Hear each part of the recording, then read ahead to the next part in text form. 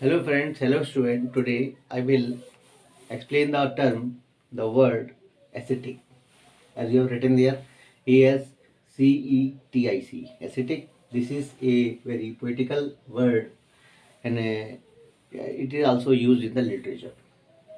There are various meaning has been written about the ascetic word: hermit, devotee, saint, solitary, eremitic, monkish.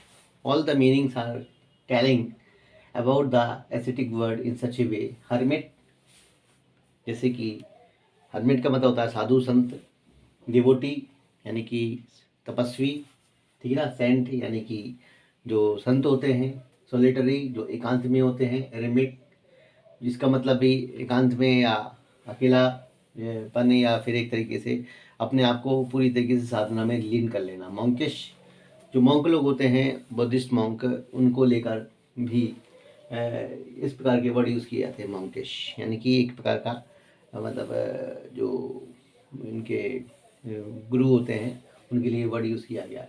सब मिला के अगर इन सभी का मतलब देखा जाए एस्थेटिक वर्ड के लिए, तो इसका मतलब एक ही निकल रहा है कि तपस्वी, साध्वी, ठीक है ना, यानी कि दैवीय स्वरूप।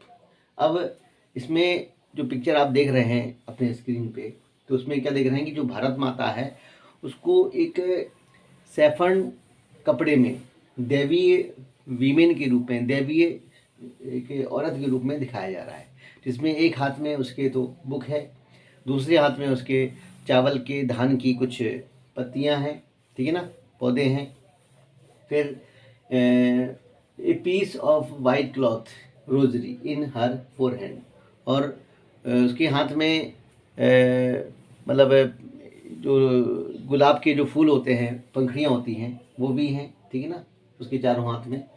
पेंटिंग जो है वो हिस्टोरिकल सिग्निफिकेंस को ध्यान में रखते हुए बनाई गई थी, यानी कि यहाँ पर एक प्रकार का पर्सोनिफिकेशन हुआ है, यानी कि ह्यूमनाइजेशन हुआ है। ह्यूमनाइजेशन का मतलब होता है मानवीकरण, और पर्सोनिफिकेशन जो कि एक फिगर ऑफ स्पीच में इसको यूज़ किया जाता है। तो भारत माता जो है वो जिस परिप्रेक्ष्य में इनका डिज़ाइन किया गया, इनका पोर्ट्रेट किया गया, वो समय था 1905, जब भारत का डिवीज़न हो रहा था, ठीक है ना, जेम्स 5th जब इंडिया आने वाले थे, तो उस समय पर बहुत सारे ऐसे क्लैश हो रहे थे हिंदू और मुस्लिम के बीच में, तो इसको ध्यान में रखते हुए ऐसी इमेज लगातार बनाई जा रही थी।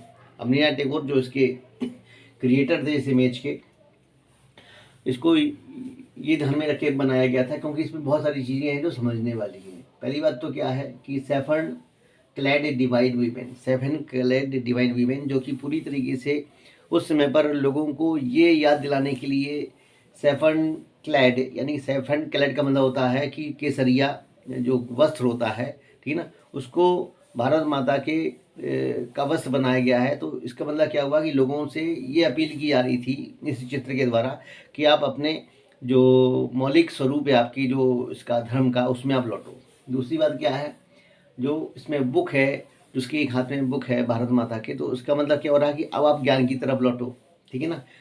फिर जो धान की जो कुछ पंखुड़ियाँ हैं वो उसके एक हाथ में दिखाई गई भारत माता की, तो इसका मतलब क्या हुआ, धान जो कि वेस्ट बंगाल में सबसे ज़्यादा पैदा की जाने वाली फसल होती है, ठीक है ना, तो इस प्रकार से धान को उन लोगों के लिए समर्पित किया गया है जो लेबर से संबंधित होते हैं, जो फार्मर्स होते हैं, जो प्लांटेशन वर्क करते हैं, ठीक है ना, धान को लेकर, धान का मतलब राइस को लेकर, पैडी को लेकर, ठीक है ना। तो इस तरीके से सभी लोगों को ध्यान में रखते हुए इस चित्र का डिज़ाइन किया गया था, जिससे कि सारे लोगों को ये मैसेज जाए, यानी कि सारे लोग एक चित्र के माध्यम से एक तरीके से यूनिफिकेशन, यानी कि एक प्रकार से उनका जो यूनिफॉर्मिटी हो रही है, जो उनका यूनिफॉर्मलनेस हो रही है, आपस में एक यूनिटी बढ़ रही है, ठीक है ना, जो कि शो हो रही है इस चित्र के द्वारा, वो दिखाई जा रही है, सबसे बड़ी बात है। तो चित्र में आप बहुत अच्छी तरीके से देख पा रहे होंगे। तो एस्थेटिक वर्ड जो है वो पोइटिकल वर्ड है, प्रोज वर्ड है, ठीक है ना, लिटरेचर में यूज़ होता है ये वर्ड। तो आप समझ पा रहे होंगे कि ये वर्ड किस सिग्निफिकेंस में, किस मतलब रेफरेंस में इसको यूज़ किया गया था। तो मैंने आपको रेफरेंस बता दिया फ़िलहाल तो, ठीक है ना। अगर कभी इस वर्ड को लेकर कभी कोई सपोज करो 1 नंबर का क्वेश्चन भी आ सकता है इसमें कि एस्थेटिक जो वर्ड है उसको आप किस रूप में इसका जो मीनिंग है वो स्टम्प का निकालेंगे। या जो भी इससे संबंधित जो भी क्वेश्चन बन सकते हों, ठीक है ना। तो मैंने आपको रेफरेंस बता दिया है, चित्र को लेकर पूरी बात समझा दी है, तो आपको समझ में आ गई होगी अच्छी तरीके से, ठीक है ना स्टूडेंट। तो thank you to listen me and watching me.